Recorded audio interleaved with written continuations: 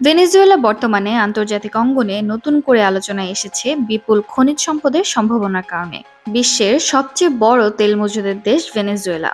এর পাশাপাশি দেশটির ভূগর্ভে রয়েছে সোনা, হীরা, লোহা, বক্সাইট এবং কৌশলগত গুরুত্ব সম্পন্ন একাধিক খনিজ সম্পদ। বিশেষজ্ঞদের মতে ভেনেজুয়েলার দক্ষিণাঞ্চলীয় ওরিনোকো মাইনিং আর্ক অঞ্চল খনিজ সম্পদের দিক থেকে অত্যন্ত গুরুত্বপূর্ণ।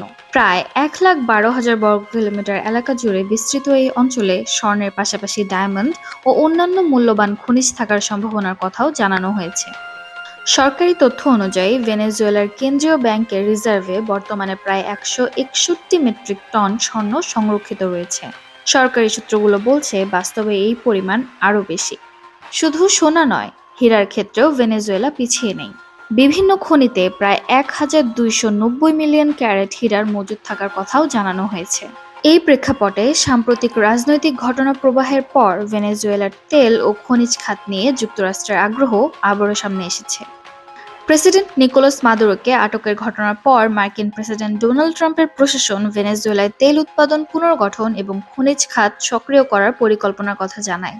এ বিষয়ে মার্কিন বাণিজ্য মন্ত্রী হাওয়ার্ড লুটনিক বলেন, ইস্পাত সহ গুরুত্বপূর্ণ খনিজ সম্পদের যে বিশাল সম্ভাবনা দীর্ঘদিন অব্যবস্থাপনায় নষ্ট হচ্ছে তা পুনরুদ্ধারে কাজ করতে চায় ট্রাম্প প্রশাসন।